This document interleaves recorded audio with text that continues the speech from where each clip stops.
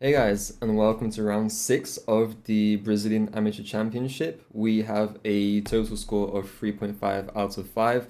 We lost our last game, unfortunately. That was very unfortunate the way we lost that. It was actually a winning position for us, but in the time scramble, we ended up losing that one. So, yeah, that happens. But we're trying to go into this next game with a clear mind. This game was played on the same game, so a few hours after I just lost that last round. So yeah, it's very exhausting to play such a long game like yesterday's game and jump into another game and have to prep and everything. So I did actually have time to prep and just eat like something very small. I didn't eat a lot actually, and I think that may have impacted my chest a bit. So yeah, I did prep, however. And we go into this game with the black pieces against Rodrigo Souza. And this guy is actually a legend. He has an amazing mustache. Dude, he had that whole Charlie Chaplin thing going on. I mean, what can you say? It's an intimidating piece of facial hair. And so yeah, I did prep for this guy. And we play the Sicilian here. So he starts with e4, I respond with c5, going into Sicilian lines. And then knight c3. And knight c3 is already just a complete deviation from any sort of prep that I had. I'm not sure if this guy knew that I was prepping. Maybe some of his friends warned him or something that I was prepping, but he definitely knew I had some prep and wanted to move away from that. Because this guy's an Alapin player. He always plays the Alapin, either the true Alapin or the delayed Alapin. And the Alapin defense is with c3. So against these setups, I like playing knight f6 and play kind of like an Alekhine's defense type position where they're going to push their pawn to e5 and I'm going to reroute my knight, that kind of stuff. So this is what I thought we were going to get into. We didn't at all, and he plays knight c3, and that's just... Okay, guess we're playing chess now. So knight c6 and g3, and I'm like, what? Does this guy really play this? I've never seen him play a game in this, and yeah, this is very strange of him, and I'm familiar with these setups, I really am, so I'm not scared or anything. I know I like to play the fianchettoed bishop and play a sideline with rook b8 here, because by playing rook b8 we get to play a really quick b5 and b4 and kick this knight away. This was kind of like the idea I was going to go for here, so first of all, g6, fianchetto the bishop, get some pressure on that diagonal, and he goes d3, bishop g7, all normal, and then he goes bishop e3. And this move I wasn't familiar with. This was a very strange move. It's a common idea in these positions, but I've never seen it so early, and it makes sense actually. It's attacking the pawn on c5, so I've got to kind of deal with that. Um, and I play queen a5 because queen a5 is a typical idea when they play this move, and the problem with this is I end up missing the best move, which is actually to not defend it. Actually, there is a problem with you playing bishop b3 so early, and the problem is you can simply play b5 here. And b5 looks insane because it looks like you're hanging both pawns, and you are, but that's the idea here. You hang both pawns, and whichever pawn is captured will provide compensation for the black side. So let's say bishop takes c5, which looks like the better idea. Then I would have to play b4, knight ce2, retreating, and now queen a5. And we've pushed our pawn to b5, to b4, which is what we wanted. And we get queen a5 as well, with this very nasty discovery. I mean, this is nasty, this is nasty. So yeah, a very powerful bishop, very powerful queen. And you have to kind of retreat, you know, and this would be the position. And this bishop is very strong. This is my most powerful piece now. It's an absolute monster on this diagonal. So this resembles kind of like the bishop I had from round 4. If you guys haven't seen that game, check it out. I'll leave a link. Definitely one worth watching. And yeah, this would be amazing. If after b5 you play knight takes, then now we're going to play a similar idea hitting b2, but now with rook b8. And if you try and go a4, that's okay. A6, and now we take. Now the knight's hanging, you have to move again. White wastes a ton of tempi. It really wasn't worth the pawn, especially since you're gonna end up losing it again. So you lose b2 either way. And this would have been great for me. Unfortunately, I miss it. I miscalculate, and I simply play queen a5, which isn't a bad move, you know. It's nothing terrible. I think it's actually a good move. It's just not the best. Queen d2 by him, immediately breaking the pin and trying to castle long. So this is also a very strange idea, because every time I face these setups with the fianchetto variation, they 100% of times castle short. So this was kind of very strange.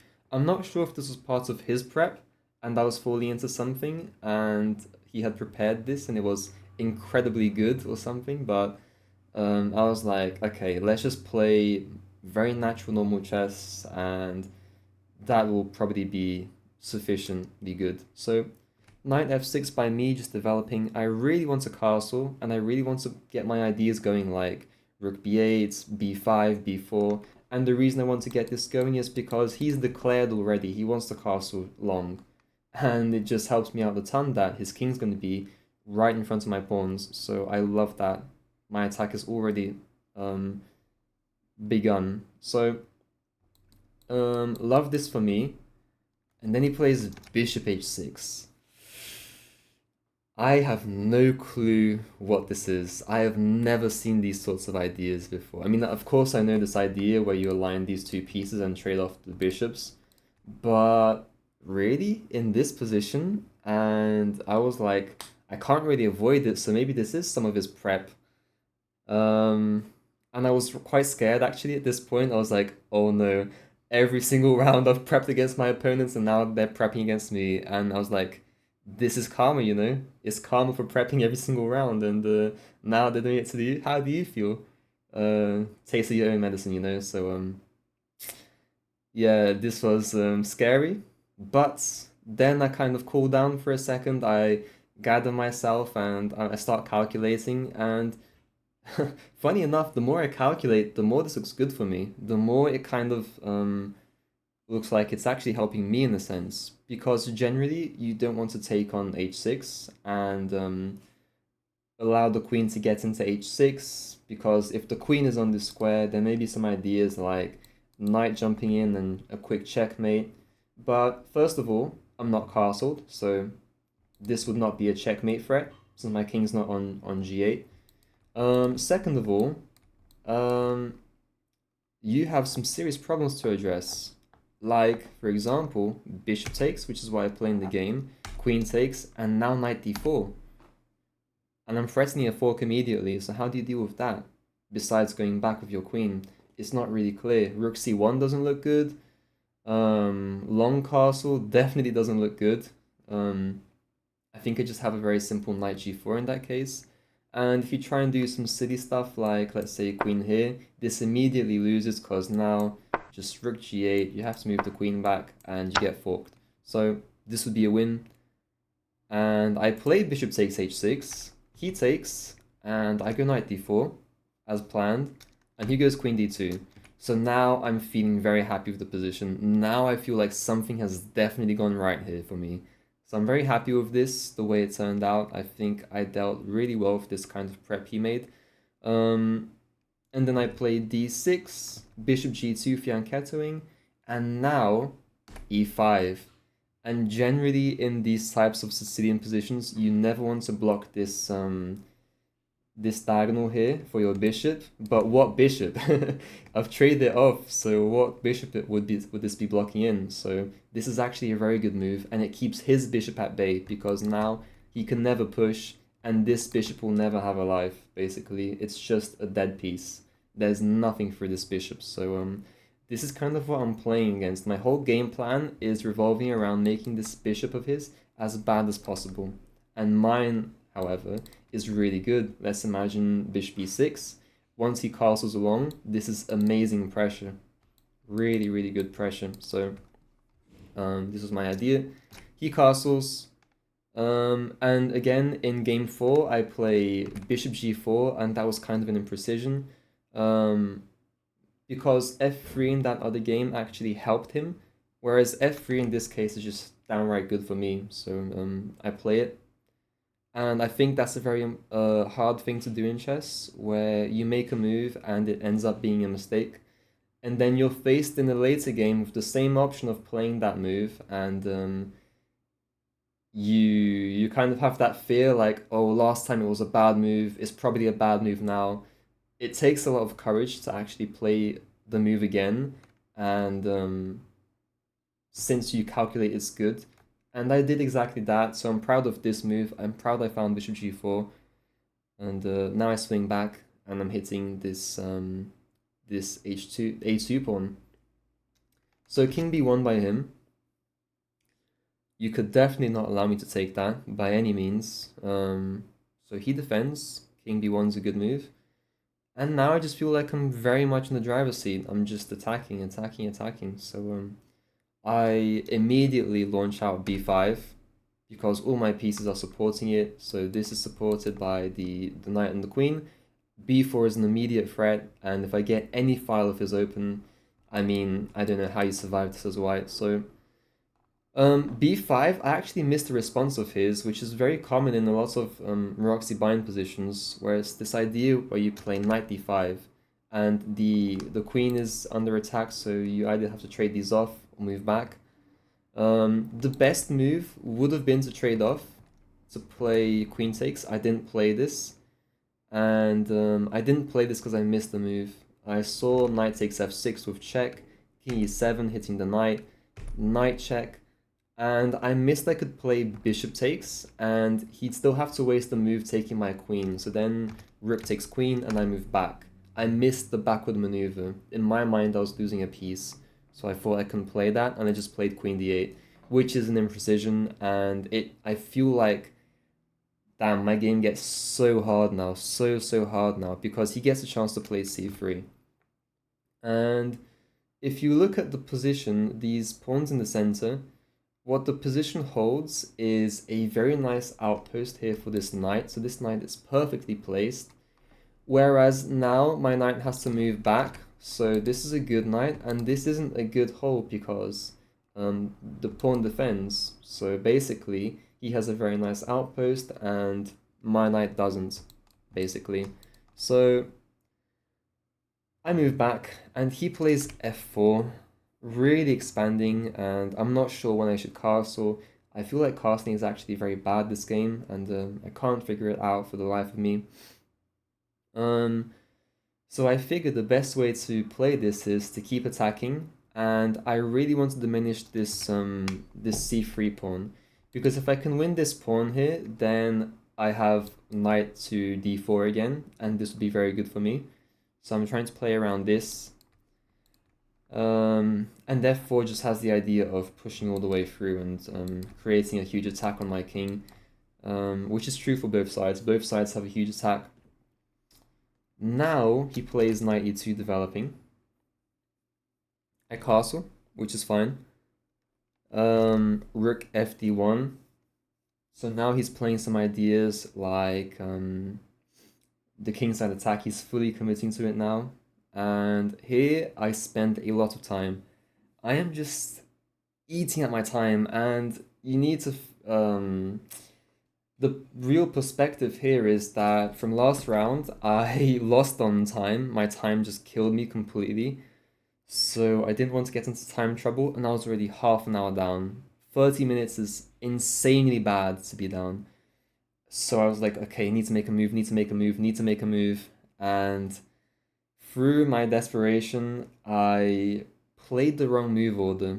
So what I was calculating was bishop takes d5, e takes d5, b takes c3, so my knight's under attack, but danger levels on his queen. My pawn's attacking his queen. And if he tries to ignore the danger levels with, let's say, d takes c6, I take the queen. He pushes. Now I can just take this. But in the end of things, when all the dust settles, I'm just up a rook. I have a queen, knight, rook. He has two rooks and a knight, so basically up a full major piece. And yeah, maybe take, and this would be very good for me. Unfortunately, I play this take first, and I noticed immediately that this was the wrong move order. I had to play bishop takes first, and in my mind I'm like, oh god. And then in this point, it's kind of like in slow motion for me in my mind, where I'm saying, no, the knight can recapture. And when I think that in my mind, the internal dialogue makes me pick up my knight. And I played knight takes, and this loses the game. I mean, it's just my mind got confused, you know. I was thinking while playing, I should have just taken a step back and not played instantly. I should have fought for at least 5 seconds and not blundered this. But I was like thinking knight in my mind. Knight was the only word in my mind, the only thing I could see, and I picked up the knight, which was the blunder. I was meant to play bishop takes, and it was just one square away, you know. I could have just picked it up and played it, but yeah. So it takes, and this would be more or less the position we get into, and then queen takes is what I calculated, and then the best move would be to g take, and if you play rook takes, then this isn't as good, and I can just play queen e5. And the whole idea of playing in this way is that my queen can kind of cosplay and pretend to be a long diagonal bishop, as if it were my g7 bishop. And it also acts as kind of like a knight, where it blockades this, so this is never a possibility for them. And yeah, if you play rook takes here, you're never going to kick my queen out. It's just never going to happen. You can't ever play this. Your bishop will never have a life on these diagonals, so yeah. This was definitely something I would be happy to get. G takes as well, same story. My queen can cosplay as both this bishop or this bishop, aiming at these pawns. So it's just a very good piece in general. My best piece actually. But yeah, I just play a blunderfuck of a move and play knight takes, and you can't do anything about it. It is what it is. He immediately sees it and is like, dude, you good? And I'm like, no, I'm not good. Ah, it sucks. It really sucks, man. And from this point, the game is lost. And I know it's lost. And I'm still playing. And at first, I'm really annoyed that this happens. But I keep playing on. And you can see I'm really trying to create some threats now. Like, okay, rook c8, just trying to get out of that pin. I push this pawn, sacrificing it. He doesn't accept because that would give me some counterplay at the very least. Takes, queen takes. I'm really trying to get some ideas going here, so I'm trying to play along this pin. I'm trying to play along this weak square here. It doesn't work though. G4, rook b8, tempo. If you take the bishop, it's mate. So b3, bishop c8. Again, trying to reroute and make some threats along this. It's never gonna work, of course. Rook c1. My final trick here was queen b4, the final trick, and the idea was trying to force him to play this, and then I'd play bishop a6 along this pin, and if you trade, then this doesn't work for you. Of course he sees it and just plays takes, and then we reach this position where he wants to queen trade, up a piece. I can't accept, but his attack just becomes overwhelming, and it gets to the point where, yeah, now it's definitely mating. There's nothing I can do here. So I just play rook c8. He plays knight check.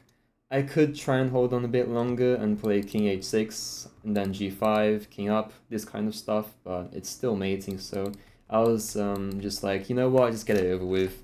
Just mate me in one. There you go. And I lose this game, unfortunately, because of that one blunder, that one slip up. I do think if I hadn't blundered knight takes d5, I would still have quite good chances of winning the game. Of course, I would be a lot worse, but still, I think it would be a lot more chances for me. And you'd think that I'd be extremely annoyed at just blundering a game in one move, and this was my shot at the title. I mean, it was the tournament for me. Like, you'd expect me to be just extremely furious from this game, but actually I was so happy. I was so happy to lose this game because, I mean, I can't explain it. It's just when you have so much tension building up in you and you expect to win and you have all this pressure on you to win, and it's an important game, it just builds up and it builds up and it's really, it takes your toll on you. And once you accept defeat, it's kind of like all of that washes away. You're liberated in a way. It's a liberating feeling, and I was in complete ecstasy and joy. I was happy playing this. I was smiling getting checkmated, and it's because of this. I mean, he played a beautiful game. I played an amazing tournament. I'm super proud of myself and happy. So that's what I'm taking away from this. And there's a really cool Bruce Lee quote that talks about this as well, and incredibly precise actually. And he says in the quote, like everyone else, you want to learn the way to win, but never to accept defeat. To truly be able to win is to learn the art to die. And I think that is amazing. I love that quote. I think it's absolutely phenomenal. And that's exactly what I was feeling this tournament in this final game. And yeah, I'm not gonna go too in depth of what it means. I'm gonna try and make a YouTube video on that later in the future, and it has to do with how chess and psychology go hand in hand. And to be a great player, you need to have a great psychology. So that's kind of my idea there. But try and figure out what the quote means yourself. Probably you maybe even do understand it. Let me know in the comments if you get it. And yeah, I mean, this was a great tournament by me. I love the way I performed. It was really one of my best tournaments so far. And even though I didn't win, I've proved myself as a good player. I've proved what I'm capable of doing at my highest and my best. So for that, I can only be thankful. I thank everybody who organized this tournament. It was really great. And yeah, we're definitely not giving up on the title. We're gonna be making another run for it. We're gonna keep pushing for it, and yeah, let me know in the comments what tournament you'd like to see me play. That would be amazing. So yeah, see you guys next tournament. Bye.